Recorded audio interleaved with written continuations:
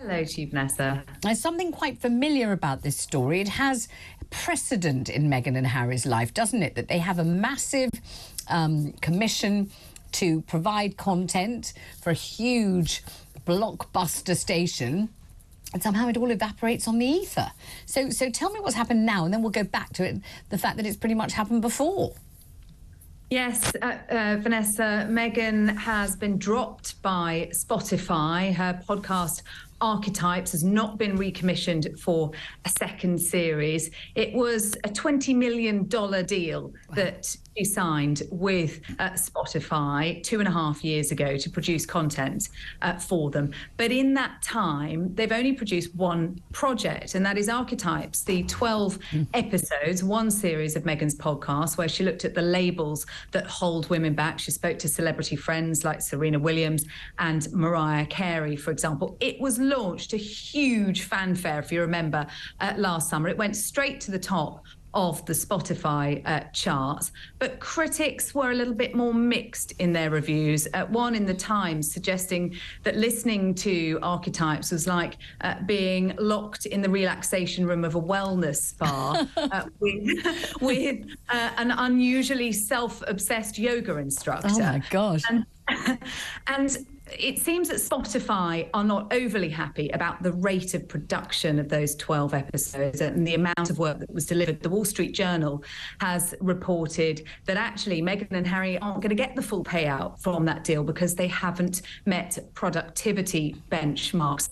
So a blow financially, but also, I think, a big blow reputationally for the couple. I mean, there was one poor journalist here who worked, I think, for the Times newspaper, whose job it was, do you remember, to listen in total to each one of the episodes of the Archetypes podcast. Poor journalist, what she'd done to deserve that, Lord only knows. I did that too, Vanessa. Didn't listen to all of them, did you? Well, I did. Well, I didn't listen to them, but I did read her review of each fresh one as it came out, and I use the word fresh advisedly too. So you tell us, for people who didn't, like me, ever listen to it, what was the content? What was Meghan's demeanour, style? What was she like as an interviewer, a presenter? Talk us through what Archetypes was like so we can be either astounded or we can understand why it hasn't been recommissioned.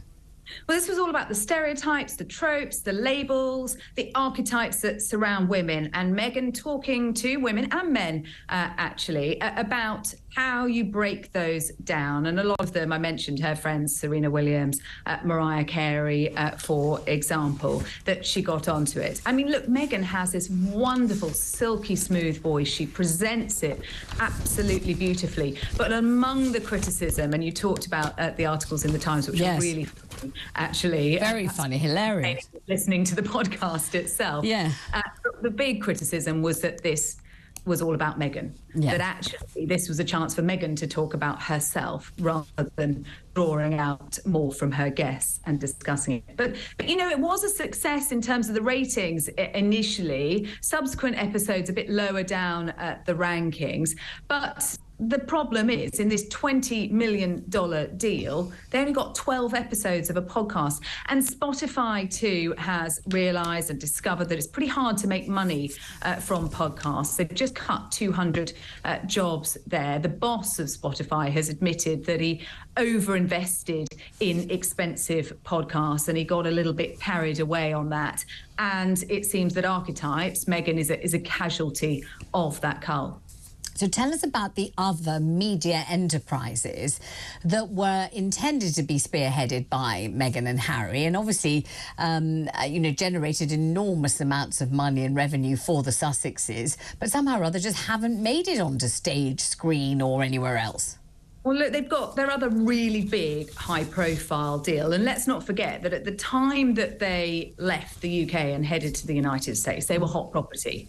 And big organisations like Netflix and Spotify were falling over themselves to sign them up. And Netflix, they did a deal worth around £80 million for that. We know we've had the Harry and Meghan story, that 6-parter, but we've been waiting for Harry's Invictus Games documentary, Heart of Invictus. Invictus. That is much delayed. It was reported earlier on this week that it wasn't going to happen at all, that it had been canned by Netflix, along with Meghan's animation Pearl. But actually, it's now been confirmed that is due to come out later on this summer, just ahead of the next Invictus Games. There are also reports, Vanessa, that there's a third Netflix documentary in the pipeline that will see them travel to South Africa, where they'll be building houses in townships there, and Meghan will be talking about safe birthing practices with women in South Africa. We don't know the details of that or whether it's to come. But again, for Netflix, look, they got a very high profile offering, didn't they, in that 6-part documentary series, but that's all we've had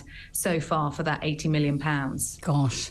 And the Duchess's foray into, was it a children's book? Was it called The Bench? Is that what it was called? Something like that. The Bench, yes. The Bench, yeah. Yes. That again, I mean, look, I think the thing with Meghan is whatever she does, she's going to be criticised for it. There are fans and there are also detractors. And The Bench did certainly have its detractors. Her children's book, Spare, of course, we've had Harry's book, which was a major bestseller.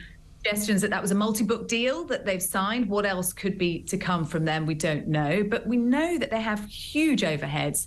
Look at their security costs that we've talked about at length, Vanessa. Prince Harry's also got some pretty hefty legal bills at the moment as well. So losing something like the Spotify deal is going to put them in a difficult position. And what more are they going to have to deliver in order to maintain their lifestyle in Montecito? Do you think the losing of the Spotify deal confirms the suspicions of quite a few of our listeners and viewers that, you know, they are essentially a one-note couple? You know, they tell the same story. They are only themselves. They are only late 30s, early 40s. You know, they haven't got an entire life to regurgitate in literature, film, symphonies, tapestries. You know, they've got a limited number of things to say, and they've said them, and they've said them, and said them, and said them, and, you know, there's a limited appetite for hearing them say them again.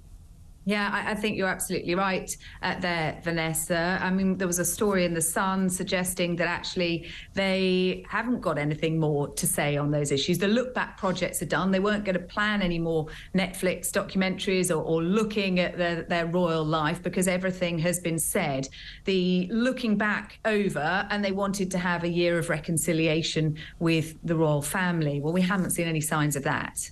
No. Any signs of thawing yet, have we? But certainly it does appear that their star is fading, and that perhaps we know how those projects have been viewed here in the United Kingdom, but also in the United States. There has been a shift in attitudes, and that perhaps people have had enough now of hearing about the dramas and how miserable it was within the royal family. Because ultimately, what did people want to hear about? They wanted to hear about them as royals, and now they are very distant from the royal family. And also the last incident you and I were broadcasting about with that car chase, which seemed so peculiar, even as we were telling the story of it, neither of us could quite believe it to be exactly what it was purported to be. I'm not saying it was fictional, but it certainly was peculiar, and it certainly is a kind of transactional thing. You know, if someone's chasing you and you stop, they can't chase you any further.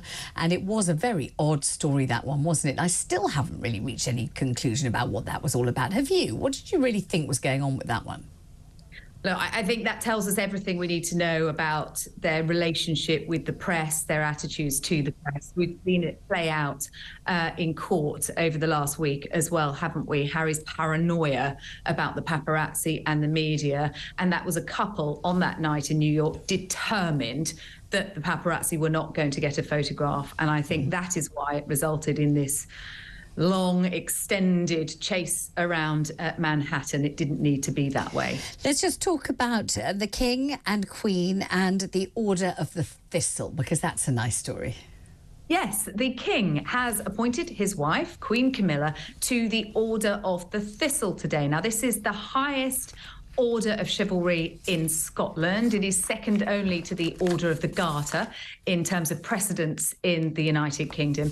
It is entirely within the King's gift to make appointments to the Order. There are 16 Knights of the Order of the Thistle, and he has today appointed Camilla into that order. It has a ceremony in Scotland every 2 years. She will take part dressed in green robes and a white plumed hat. It takes place on even years, so it'll take place next year. But on Monday, it is the Order of the Garter ceremony taking place in Windsor, Vanessa, and we will see all of the members of the royal family who are members of the Order of the Garter taking part in that procession in Windsor there.